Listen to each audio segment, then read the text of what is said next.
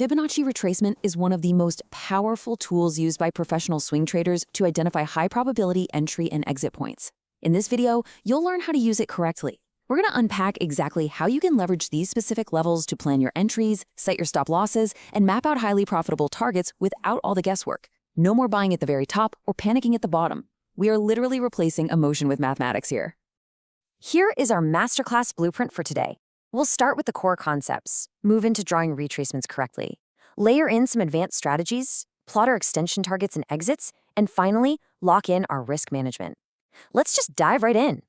All right, Section 1, the core Fibonacci concepts. Think of a Fibonacci retracement kind of like a measuring tape for the stock market. It's a technical analysis tool that helps us pinpoint potential support and resistance levels during market pullbacks. Because markets never move in a straight line, right? They breathe in and they breathe out. But here's the absolute crucial point. This tool identifies exactly where those pullbacks are likely to find a floor, but it doesn't guarantee them. It's all about finding those high probability zones of interest where institutional buyers or sellers might step back into the market to defend their positions. Let's look at the actual numbers. The 23.6% level indicates a shallow pullback, which usually signals a really strong trend continuation, often forming what traders call a bull flag. As we move a bit deeper, the 38.2% is your healthy correction, often used for early swing entries in a stable market. Now, the 50% mark, that is a massive psychological level originally popularized by Dow theory, acting as a major confirmation zone. Then we have the 61.8%. The famous golden ratio derived directly from the Fibonacci sequence, which sets up the highest probability entries. And finally, the 78.6% level. This is your deep value retracement and usually acts as the last line of structural support before complete trend reversal happens. Moving right along to Section 2, drawing retracements correctly. You absolutely have to get your anchor points right for this to work. In an uptrend, you always draw from the significant swing low straight up to the significant swing high. Let's use a practical example. Say Apple stock is in a clear uptrend. It rallies from a swing low of $150 up to a swing high of $170. That $150 low, that's your first anchor, and the $170 peak is your second. You're measuring that upward move to see exactly how far it pulls back down. Conversely, in a downtrend, say Tesla is sliding aggressively, you draw from the significant swing high down to the new swing low. If you flip these anchor points, well, your retracement levels are going to be completely upside down, and that leads to terrible entries. Once you've got your lines drawn correctly on that swing, patience becomes your absolute best friend. Wait for the price to retrace into one of those key Fibonacci zones before you even start looking for confirmation signals. Remember, these lines aren't automatic buy or sell zones where you just blindly drop a limit order and walk away. No way. They're simply areas of high interest where you pause, watch the price action closely, and wait for the market to show its hand, maybe with a bullish engulfing candle, a hammer, or a massive surge in volume. Okay, Section 3, Advanced Fibonacci Strategies. First up is what we call the golden zone. This is that really specific pocket between the 61.8% and 65% area. During strong, sustained market trends, this zone often provides the absolute highest probability entries because it's exactly where early shorters get trapped and the weak hands get shaken out. When the price dips into this golden zone, the risk-to-reward ratio becomes incredibly favorable for swing traders.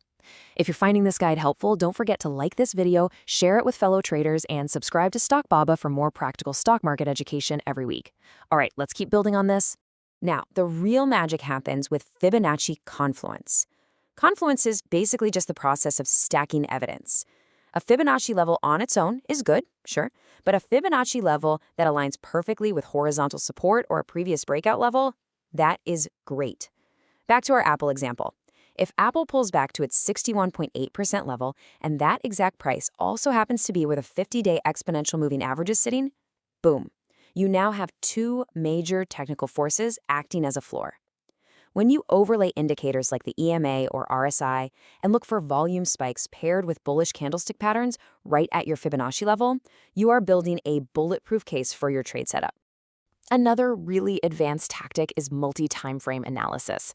By zooming out and mapping the weekly Fibonacci levels against your daily charts, you get a much stronger structural view of the trade setup. If a daily 61.8% retracement lines up perfectly with a weekly 38.2% retracement, you've just created a heavily fortified level of support. That's the kind of massive structural floor that institutional money is almost certainly watching, and you definitely want to be buying right alongside them. Let's move into Section 4, Extension Targets and Exits. Before we talk targets, let's establish the sequential workflow for a perfect swing trade. First, identify the overall trend. Second, measure the retracement. Third, wait for confirmation in the zone. Fourth, execute your entry. Fifth, immediately place your stop loss. And sixth, set your target. Following this exact sequence step by step enforces strict discipline. It guarantees that you know exactly when you're getting out of a trade before you ever put a single dollar at risk.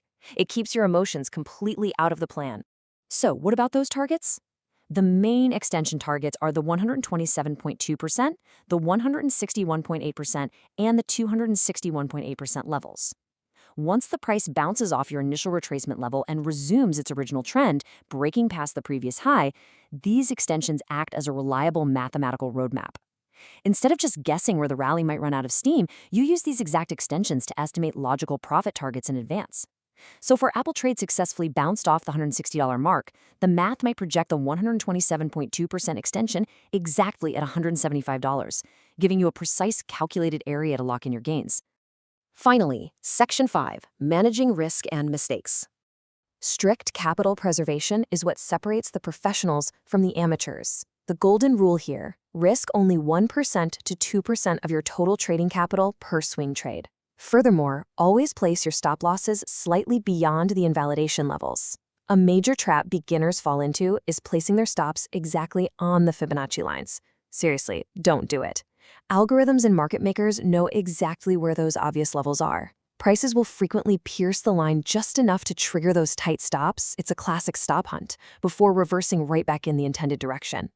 Always give your trade room to breathe by placing the stop below the actual structural low. Let's quickly review some common pitfalls to ensure you don't force bad trades. First, stop forcing Fibonacci on choppy sideways markets.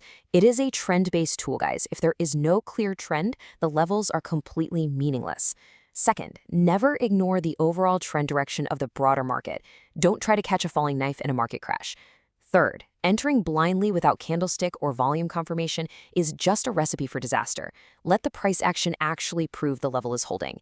And fourth, risking oversized positions. If the market environment isn't cooperating, the absolute best trade is often no trade at all. Remember, Fibonacci retracement is most effective when combined with trend analysis, confirmation signals, and disciplined risk management. Disclaimer, this content is for educational purposes only and should not be considered financial or investment advice. Always do your own research before making investment decisions. The math of the markets is literally waiting for you. So what are you going to do with it?